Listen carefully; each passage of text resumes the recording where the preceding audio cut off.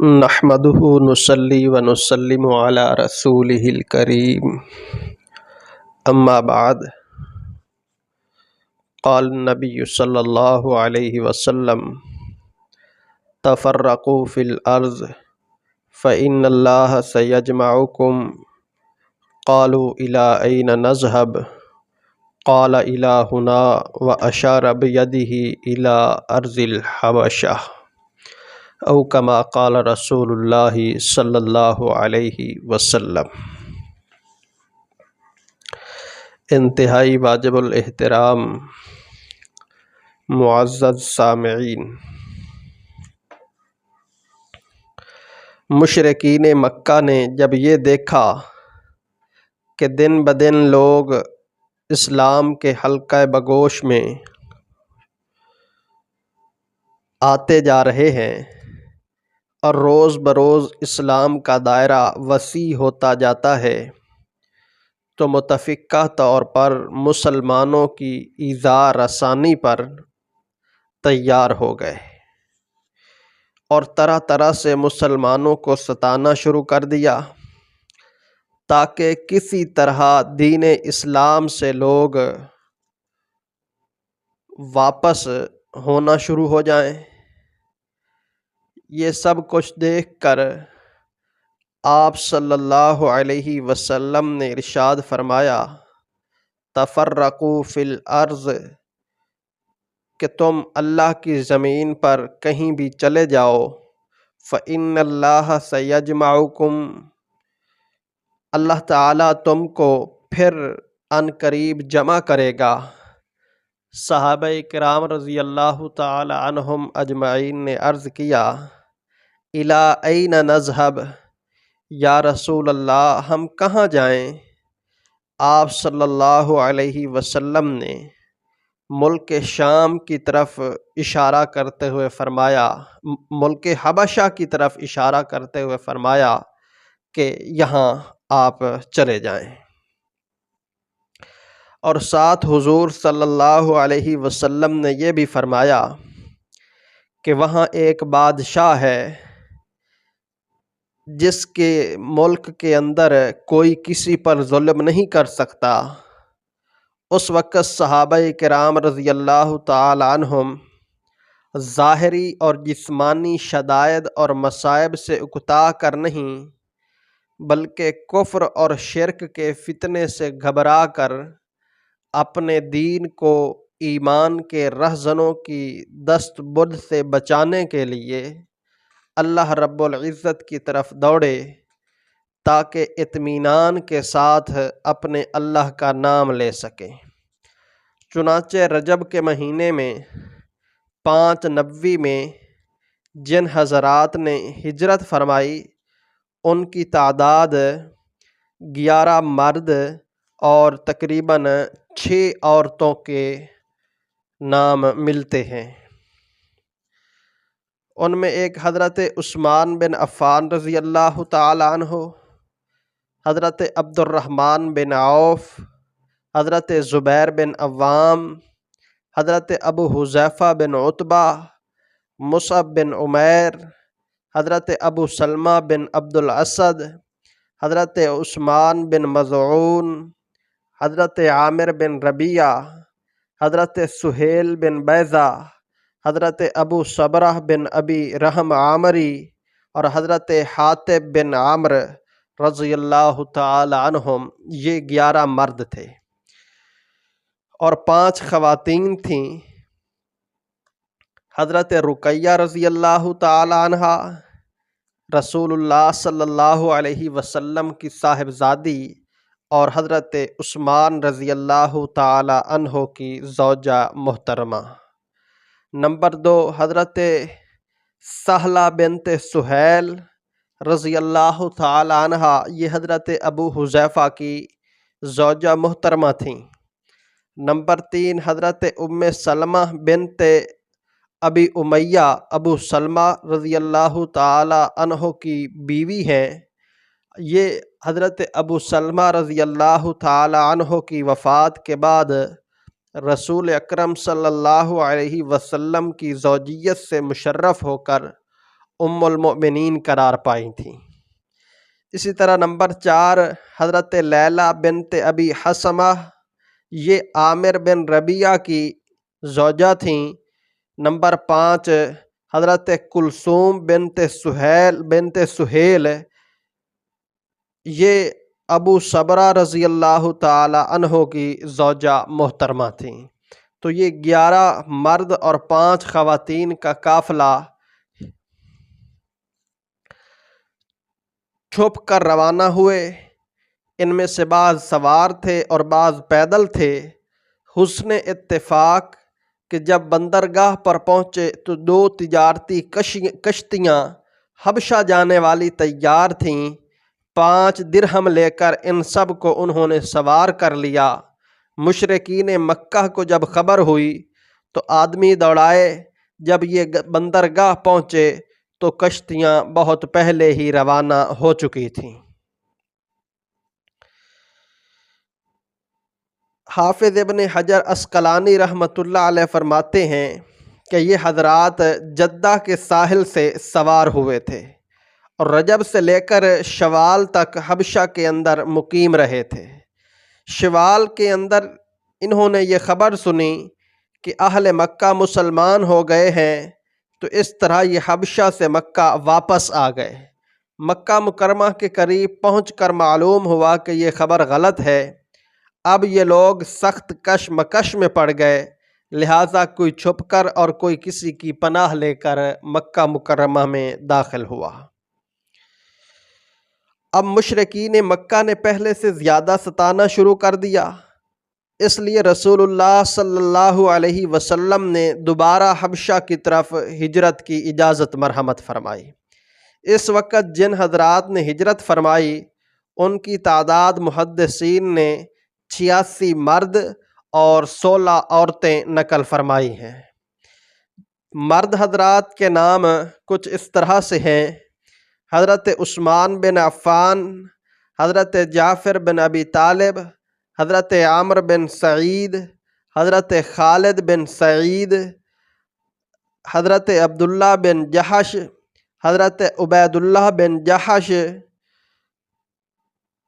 حضرت قیس بن عبداللہ، حضرت معیقیب بن ابی فاطمہ دوسی، حضرت عتبہ بن غزوان، حضرت زبیر بن عوام، حضرت ابو حذیفہ بن عتبہ، حضرت اسود بن نوفل، حضرت یزید بن زمعہ، حضرت عمرو بن امیہ، حضرت طلیب بن عمیر، حضرت مصعب بن عمیر، حضرت ثویبت بن سعد، حضرت جہم بن قیس، حضرت عامر بن جہم، حضرت خزیمہ بن جہم، حضرت ابو الروم بن عمیر، حضرت فراس بن نضر، حضرت عبد الرحمن بن عوف، حضرت عامر بن ابی وقاص، حضرت مطلب بن اظہر، حضرت عبداللہ بن مسعود، حضرت عتبہ بن مسعود، حضرت مقداد بن عمرو، حضرت حارث بن خالد، حضرت عامر بن عثمان، حضرت ابو سلمہ بن عبد الاسد، حضرت شماس جن کو عثمان بن عبد الرشید کہتے ہیں، اسی طرح حضرت حبار بن سفیان، حضرت عبداللہ بن سفیان، حضرت ہشام بن ابو حذیفہ، حضرت سلمہ بن ہشام، حضرت عیاش بن ابی ربیعہ، حضرت معتب بن عوف، حضرت عثمان بن مظعون، حضرت صائب بن عثمان، حضرت قدامہ بن مظعون، حضرت عبداللہ بن مظعون، حضرت حاطب بن حارث، حضرت محمد بن حاطب، حضرت حارث بن حاطب، حضرت خطاب بن حارث، حضرت سفیان بن معمر، حضرت جابر بن سفیان، حضرت جنادہ بن سفیان، حضرت شرحبیل بن حسنہ، حضرت عثمان بن ربیعہ، حضرت خنیس بن حذافہ سہمی، حضرت قیس بن حذافہ سہمی، حضرت عبداللہ بن حذافہ سہمی، حضرت عبداللہ بن حارث سہمی، حضرت ہشام بن عاص سہمی، حضرت ابو قیس بن حارث، حضرت حارث بن حارث، حضرت معمر بن حارث، حضرت بشر بن حارث، حضرت سعید بن عمر، حضرت سعید بن حارث، حضرت صائب بن حارث، حضرت عمیر بن ریاب، حضرت محمیہ بن جزا، حضرت معمر بن عبداللہ، حضرت عروہ بن عبد العزیٰ، حضرت عدی بن نزلہ، حضرت نعمان بن عدی، حضرت عامر بن ربیعہ، حضرت ابو صبرہ بن ابی رحم، حضرت عبداللہ بن مخرمہ، حضرت عبداللہ بن سہیل، حضرت سلیت بن عامر، حضرت سکران بن عمر، حضرت مالک بن ربیعہ، حضرت ابو حاتب بن عامر، حضرت سعد بن خولہ، حضرت ابو عبیدہ عامر بن جراح، حضرت سہیل بن بیضاء، حضرت عمرو بن ابی سرحہ، حضرت عیاض بن زہیر، حضرت عمرو بن حارث، حضرت عثمان بن عبد غنم، حضرت سعد بن عبد قیس اور حضرت حارث بن عبد قیس، یہ 86 مرد حضرات دوسری مرتبہ مکہ مکرمہ سے حبشہ کی طرف ہجرت کرنے والے تھے۔ اسی طرح 16 عورتیں اور خواتین تھیں جنہوں نے حبشہ کی طرف ہجرت فرمائی تھی۔ حضرت رقیہ بنت رسول اللہ صلی اللہ علیہ وسلم، حضرت اسماء بنت عمیس، یہ حضرت جعفر رضی اللہ تعالی عنہ کی زوجہ محترمہ سے، ان کے بطن سے حضرت عبداللہ بن جعفر حبشہ ہی کے اندر جا کر پیدا ہوئے تھے۔ اسی طرح حضرت فاطمہ بنت صفوان، یہ حضرت عمرو بن سعید رضی اللہ تعالی عنہ کی زوجہ محترمہ تھی۔ حضرت امینا بنت خلف، یہ حضرت خالد بن سعید رضی اللہ تعالی عنہ کی زوجہ تھیں۔ اسی طرح حضرت ام حبیبہ بنت ابی سفیان، یہ عبید اللہ بن جہش کی اہلیہ تھیں۔ عبید اللہ بن جہش کی وفات کے بعد یہ رسول اللہ صلی اللہ علیہ وسلم کی زوجہ محترمہ اور ام المؤمنین قرار پائی تھیں۔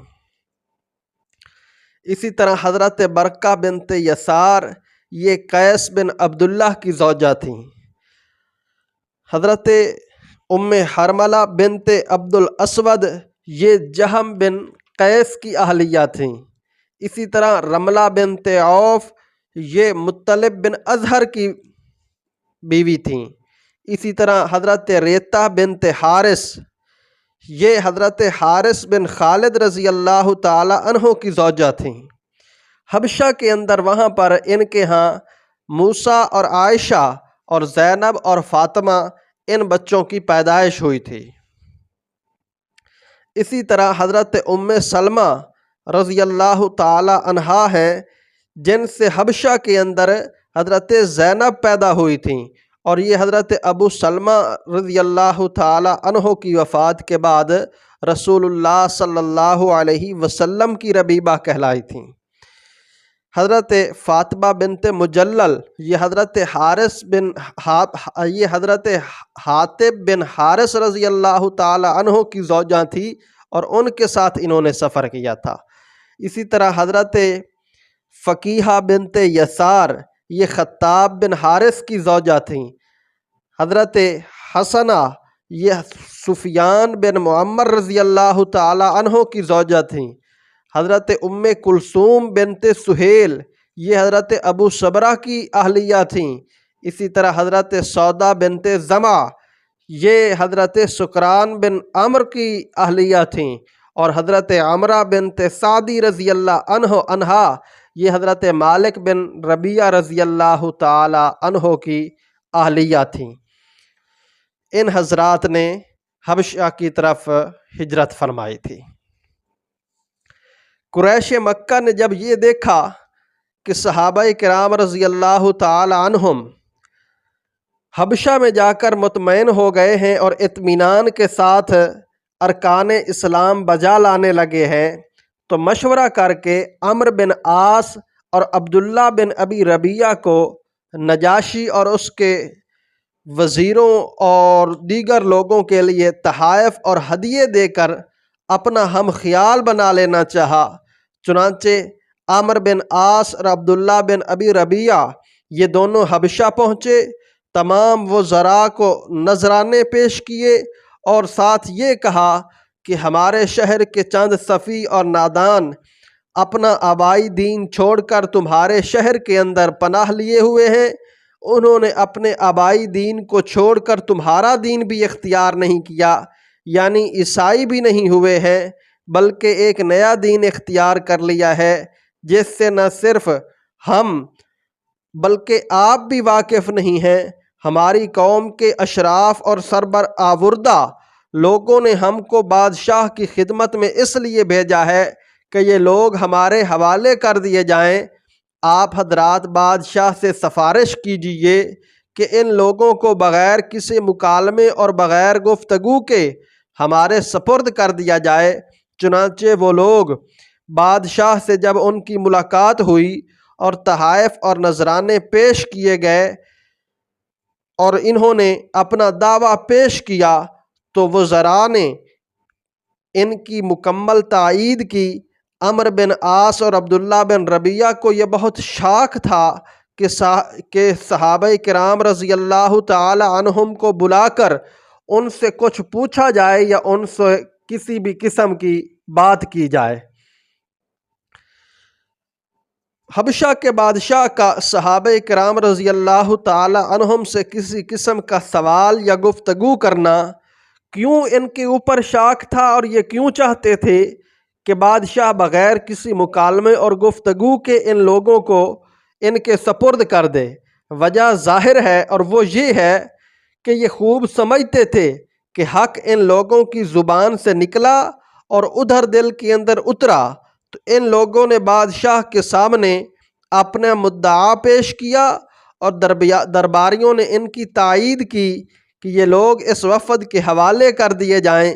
جس کا اندیشہ تھا وہی سامنے آیا کہ نجاشی کو غصہ آ گیا اور صاف صاف کہہ دیا کہ میں بغیر حال دریافت کیے اور ان لوگوں سے گفتگو کیے بغیر تمہارے حوالے انہیں ہرگز نہیں کروں گا۔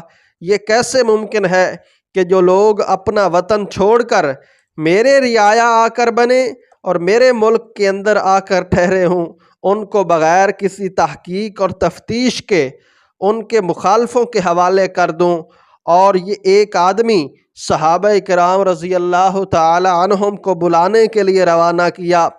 قاصد صحابہ کے پاس پہنچا اور بادشاہ کا پیغام پہنچایا۔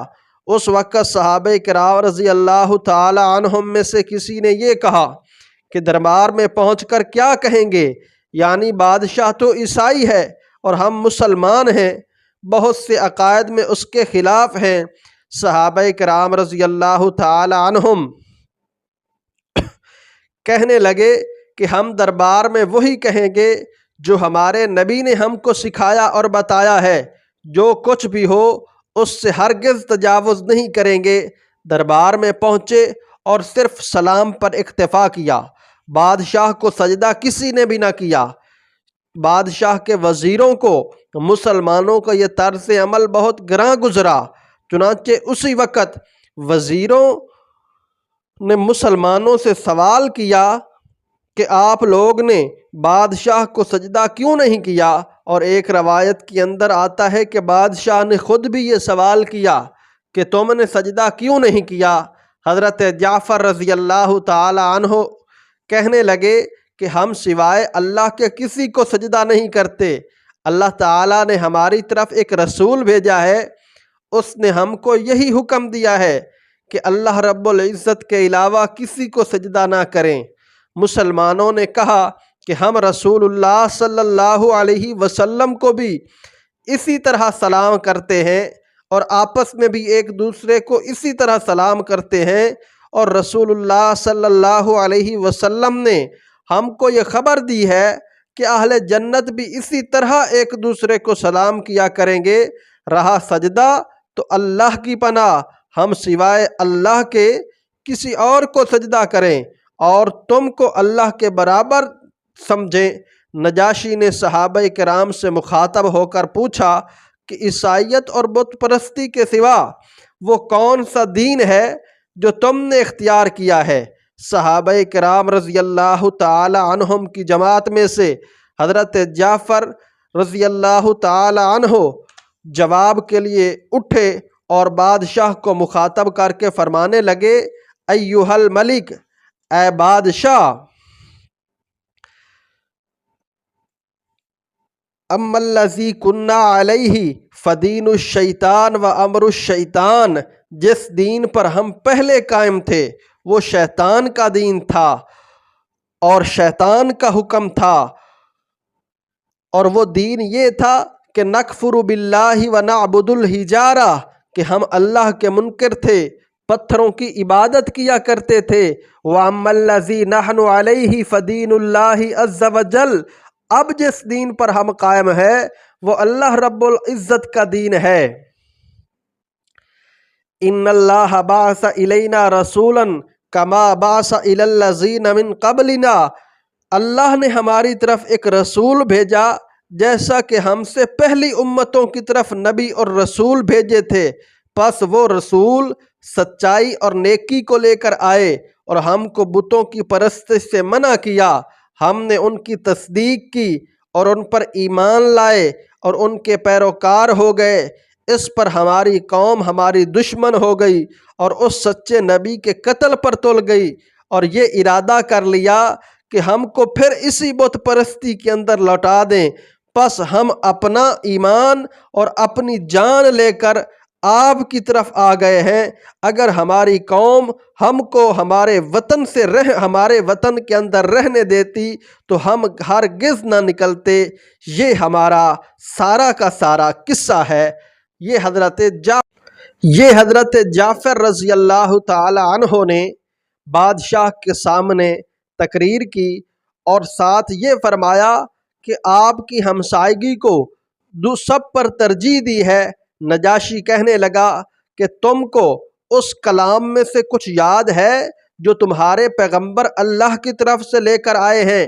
حضرت جعفر رضی اللہ تعالی عنہ نے فرمایا، ہاں۔ نجاشی نے کہا کہ اچھا، اس میں سے کچھ پڑھ کر مجھے بھی سناؤ۔ حضرت جعفر رضی اللہ تعالی عنہ نے سورہ مریم کا ابتدائی حصہ پڑھ کر سنایا۔ بادشاہ اور تمام درباریوں کے آنسو نکل آئے۔ روتے روتے بادشاہ کی داڑھی تر ہو گئی تھی۔ جب حضرت جعفر رضی اللہ تعالی عنہ تلاوت ختم فرما چکے تو نجاشی نے کہا کہ یہ کلام اور وہ کلام جو حضرت عیسیٰ علیہ السلام لے کر آئے ہیں، یہ دونوں ایک ہی شمعدان سے نکلے ہوئے ہیں، اور قریش کے وفد سے صاف طور پر یہ کہہ دیا کہ میں ان لوگوں کو ہرگز تمہارے سپرد نہیں کروں گا، اور نہ ہی اس کا کوئی امکان ہے، اور نہ ہی تم مجھ سے اس کی امید رکھو۔ جب عامر بن عاص اور عبداللہ بن ابی ربیعہ اس طرح بادشاہ کے دربار سے بے مراد ہو کر نکلے تو عامر بن عاص کہنے لگے کہ میں کل بادشاہ کے سامنے ایسی بات کہوں گا جس سے وہ ان لوگوں کو بالکل نیست و نابود ہی کر دے گا۔ عبداللہ بن ابی ربیعہ نے کہا، ایسا ہرگز کچھ مت کہنا، ان لوگوں سے ہماری رشتہ داریاں ہیں، یہ ہمارے عزیز اور رشتہ دار ہیں، اگرچہ مذہباً ہمارے مخالف ہیں۔ مگر عمرو بن عاص نے ایک نہ سنی۔ اگلا روز جب ہوا تو عمرو بن عاص نے نجاشی سے کہا، اے بادشاہ سلامت، یہ لوگ حضرت عیسیٰ علیہ السلام کی شان میں بہت ہی سخت بات کہتے ہیں۔ نجاشی نے صحابہ کرام کو پھر بلا بھیجا۔ اس وقت صحابہ کرام کو بہت تشویش ہوئی۔ جماعت میں سے کسی نے کہا کہ بادشاہ سے حضرت عیسیٰ علیہ السلام کے بارے میں کیا کہیں گے؟ اس پر سب نے متفقہ طور پر کہا کہ خدا کی قسم، ہم وہی کہیں گے جو اللہ نے اور اس کے رسول صلی اللہ علیہ وسلم نے کہا ہے۔ جو کچھ بھی ہو ذرا برابر اس کے خلاف نہ کہیں گے۔ دربار میں پہنچے، نجاشی نے مسلمانوں سے مخاطب ہو کر پوچھا کہ تم لوگ حضرت عیسیٰ علیہ السلام کے بارے میں کیا کہتے ہو؟ حضرت جعفر رضی اللہ تعالی عنہ نے فرمایا کہ ہم ان کے بارے میں وہی کہتے ہیں جو ہمارے نبی صلی اللہ علیہ وسلم نے فرمایا ہے، اور وہ یہ ہے کہ حضرت عیسیٰ علیہ السلام اللہ کے بندے اور اس کے رسول تھے، اور خدا کی خاص روح اور خدا کا خاص کلمہ تھے۔ نجاشی نے یہ سن کر زمین کے اوپر سے ایک تنکا اٹھایا اور اٹھا کر کہا، خدا کی قسم، مسلمانوں نے جو کہا ہے عیسیٰ علیہ السلام اس سے ایک تنکے کی مقدار بھی زائد نہیں ہے۔ اس پر درباریوں نے بہت زیادہ ناک چڑھائی، مگر نجاشی نے ذرہ برابر پرواہ نہ کی اور صاف طور پر یہ کہہ دیا کہ تم کتنا ہی ناک چڑھاؤ، مگر حقیقت یہی ہے، اور مسلمانوں سے کہا کہ تم امن سے رہو، ایک سونے کا پہاڑ لے کر بھی میں تم لوگوں کو ستانا پسند نہیں کروں گا۔ حضرت ابو موسیٰ اشعری رضی اللہ تعالی عنہ روایت کرتے ہیں کہ اس کے بعد نجاشی نے کہا، مرحبم بکم وبمن جئتم، کہ تم لوگوں کو بھی خوش آمدید اور اس آدمی کو بھی خوش آمدید جس کے پاس سے تم آئے ہو۔ اور ساتھ اس نے یہ کہا کہ اشہد انہ رسول اللہ، کہ میں یہ گواہی دیتا ہوں کہ آپ صلی اللہ علیہ وسلم اللہ کے رسول ہیں، وَأَنَّهُ الَّذِي بَشَّرَ بِهِ عیسیٰ، اور ساتھ میں یہ بات بھی کہتا ہوں کہ یہ وہی پیغمبر ہیں جن کی حضرت عیسیٰ علیہ السلام نے بشارت دی تھی۔ وَلَوْلَا مَا أَنَا فِيهِ مِنَ الْمُلْكِ، اگر یہ سلطنت کا کام نہ ہوتا تو لَآتِيَنَّهُ حَتَّى أَقْبَلَ عَلَيْهِ، تو پھر میں ضرور حضور صلی اللہ علیہ وسلم کی خدمت میں حاضر ہوتا اور آپ کے جوتوں کو بوسہ دیتا، اور مسلمانوں سے کہا کہ جب تک تم چاہو میری زمین میں رہو۔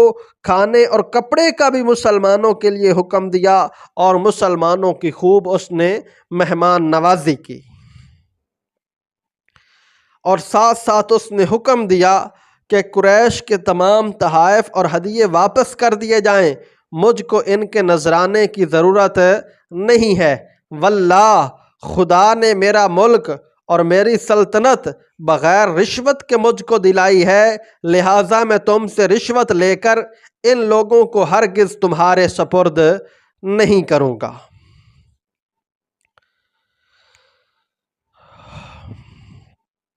حضرت عروہ رضی اللہ تعالی عنہ کہتے ہیں کہ ام المومنین حضرت عائشہ رضی اللہ تعالی عنہ نے ایک مرتبہ فرمایا کہ نجاشی کا باپ حبشہ کا بادشاہ تھا، نجاشی کے علاوہ اس کا کوئی اور بیٹا نہیں تھا۔ بادشاہ کے بھائی یعنی نجاشی کے چچا کے 12 بیٹے تھے۔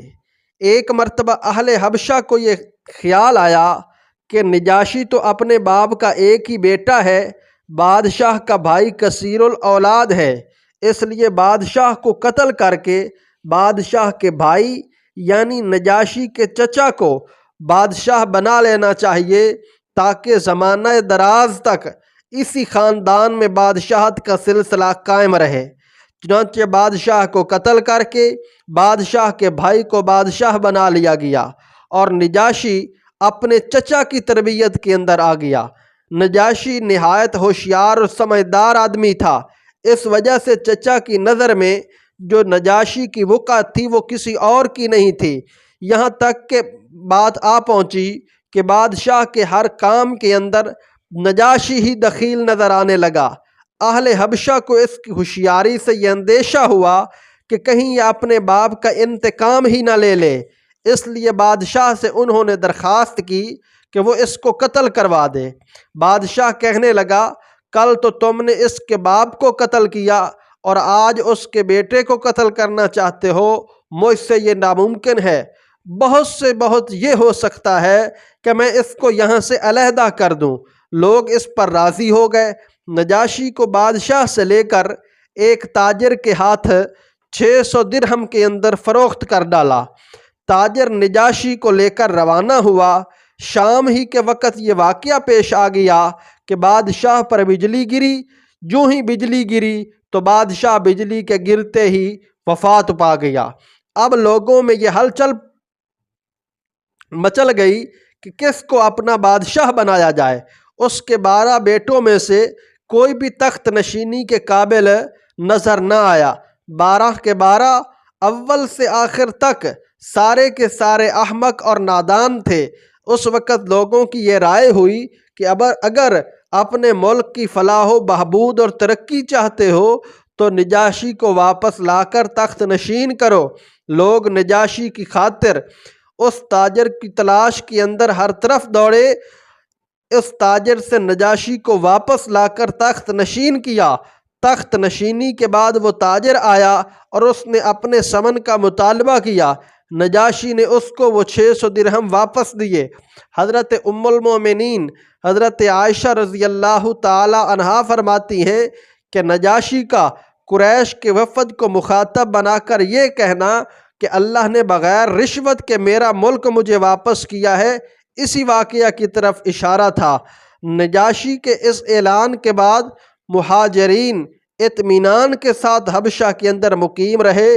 جب رسول اللہ صلی اللہ علیہ وسلم نے مدینہ منورہ کی طرف ہجرت فرمائی تو اکثر لوگ خبر سنتے ہی حبشہ سے مدینہ منورہ تشریف لے گئے، جن میں سے 24 آدمی غزوہ بدر کے اندر بھی شریک ہوئے۔ باقی ماندہ لوگ حضرت جعفر رضی اللہ تعالی عنہ کی معیت میں سن 7 ہجری فتح خیبر کے وقت حبشہ سے مدینہ منورہ پہنچے تھے۔ حضرت عروہ بن زبیر رضی اللہ تعالی عنہ سے روایت ہے کہ حضرت جعفر رضی اللہ تعالی عنہ نے نجاشی سے کہا کہ میں ان لوگوں سے کچھ سوال کرنا چاہتا ہوں، آپ ان سے جواب طلب فرمائیں۔ پہلا سوال حضرت جعفر رضی اللہ تعالی عنہ نے کیا کہ کیا ہم کسی کے غلام ہیں جو اپنے آقاؤں سے بھاگ کر آئے ہیں؟ اگر ایسا ہے تو بے شک ہم واپسی کے لائق ہیں۔ نجاشی نے عمرو بن عاص سے مخاطب ہو کر کہا کہ یہ لوگ کسی کے غلام ہیں؟ عمرو بن عاص نے کہا بل احرار کرام، یہ غلام نہیں ہیں بلکہ آزاد اور شریف شہری ہیں۔ دوسرا سوال حضرت جعفر رضی اللہ عنہ نے کیا کہ آپ ان سے یہ بھی دریافت کریں کیا ہم کسی کا خون کر کے آئے ہیں؟ اگر ہم کسی کا ناحق خون کر کے آئے ہیں تو آپ بلا غور و فکر ہم کو اولیاء مقتول کے حوالے کر دیجئے۔ نجاشی نے عمرو بن عاص سے مخاطب ہو کر کہا هل احرقوا دما بغیر حقہ، کیا یہ لوگ ناحق خون کر کے آئے ہیں؟ عمرو بن عاص کہنے لگے خون کا ایک قطرہ بھی نہیں گرایا انہوں نے۔ حضرت جعفر رضی اللہ تعالی عنہ نے تیسرا سوال کیا کہ آپ ان سے یہ بھی دریافت کریں کہ کیا ہم کسی کا کچھ مال لے کر بھاگے ہیں؟ اگر بالفرض ہم کسی کا مال لے کر آئے ہیں تو ہم اس کو ادا کرنے کے لیے تیار ہیں۔ نجاشی نے عمرو بن عاص سے مخاطب ہو کر کہا کہ اگر یہ لوگ کسی کا مال لے کر آئے ہیں تو میں اس کا کفیل اور ضامن ہوں اور اس کے تاوان کا ذمہ دار ہوں۔ عمرو بن عاص نے کہا ولا قیرات، یہ لوگ تو کسی کا ایک قیرات یعنی کہ ایک پیسہ بھی لے کر نہیں آئے ہیں۔ نجاشی نے وفد قریش سے مخاطب ہو کر کہا پھر کس چیز کا مطالبہ ہے؟ عمرو بن عاص نے کہا کہ ہم اور یہ ایک دین پر تھے، ہم اسی دین پر قائم رہے اور ان لوگوں نے اس دین کو چھوڑ دیا ہے اور ایک نیا دین اختیار کر لیا ہے۔ نجاشی نے صحابہ کرام رضی اللہ تعالی عنہم کو واپس ان کے پاس نہیں لوٹایا اور وہیں رہنے کی اجازت دی۔ اس طرح صحابہ کرام رضی اللہ تعالی عنہم وہیں رہتے رہے اور حضرت جعفر رضی اللہ تعالی عنہ اور ان کے رفقا نے جب حبشہ سے مدینہ منورہ کا ارادہ کیا تو نجاشی نے سب کا سفر خرچ اور زاد راہ دیا اور اس کے علاوہ ہدیے اور تحائف دیے اور اس کے ساتھ ساتھ ایک قاصد ساتھ روانہ کیا اور یہ کہا کہ میں نے جو کچھ تمہارے ساتھ کیا ہے اس کی اطلاع حضور صلی اللہ علیہ وسلم کو دینا، اور ساتھ یہ بھی کہنا کہ میں اس بات کی گواہی دیتا ہوں کہ اللہ کے سوا کوئی معبود نہیں، اور اس بات کی گواہی بھی دیتا ہوں کہ آپ صلی اللہ علیہ وسلم اللہ کے رسول ہیں، اور آپ سے یہ درخواست کرتا ہوں کہ آپ میرے لیے مغفرت کی دعا فرمائیں۔ حضرت جعفر رضی اللہ تعالی عنہ فرماتے ہیں کہ ہم حبشہ سے روانہ ہوئے اور آپ صلی اللہ علیہ وسلم کی خدمت میں پہنچے۔ آپ صلی اللہ علیہ وسلم نے مجھ کو گلے لگا لیا اور فرمایا کہ میں نہیں جانتا کہ میں فتح خیبر سے زیادہ خوش ہوں یا پھر جعفر کے واپس آنے سے زیادہ خوش ہوں۔ یہ کہہ کر آپ صلی اللہ علیہ وسلم بیٹھ گئے۔ نجاشی کے قاصد نے کھڑے ہو کر عرض کیا، یا رسول اللہ، یہ جعفر آپ کے سامنے موجود ہیں، آپ ان سے پوچھ لیجئے کہ ہمارے بادشاہ نے ان کے ساتھ کیسا معاملہ کیا ہے۔ حضرت جعفر رضی اللہ تعالی عنہ نے کہا، بے شک نجاشی نے ہمارے ساتھ بہت اچھا معاملہ کیا اور ایسا معاملہ کیا، یہاں تک کہ چلتے وقت ہم سب کو سواری دی اور توشہ دیا اور ہماری امداد کی اور گواہی دی کہ اللہ کے سوا کوئی معبود نہیں ہے، اور اس کی بھی گواہی دی کہ آپ صلی اللہ علیہ وسلم یقیناً اللہ کے رسول ہیں، اور آپ سے یہ درخواست کی ہے کہ آپ میرے لیے دعائے مغفرت فرمائیں۔ آپ صلی اللہ علیہ وسلم نے جب یہ سنا تو اسی وقت اٹھے اور حضور صلی اللہ علیہ وسلم نے فوراً وضو فرمایا اور 3 بار یہ دعا فرمائی، اللہم اغفر للنجاشی، اللہم اغفر للنجاشی، اللہم اغفر للنجاشی۔ اے اللہ تو نجاشی کی مغفرت فرما، اے اللہ تو نجاشی کی مغفرت فرما۔ جب حضور صلی اللہ علیہ وسلم نے یہ دعا فرمائی تو سب مسلمانوں نے آمین کہا۔ حضرت جعفر رضی اللہ تعالی عنہ کہتے ہیں کہ میں نے قاصد سے کہہ دیا کہ جب تم واپس جاؤ تو جو کچھ آپ صلی اللہ علیہ وسلم سے تم نے دیکھا ہے وہ جا کر بادشاہ سے بیان کر دینا۔ اس طرح یہ قاصد واپس حبشہ کے بادشاہ کے پاس لوٹ گیا۔ اللہ تعالی ہم سب کو حضور صلی اللہ علیہ وسلم کی حیات طیبہ اور آپ صلی اللہ علیہ وسلم کی مبارک زندگی کو جاننے اور سمجھنے کی توفیق عطا فرمائے۔ وما علینا الا البلاغ۔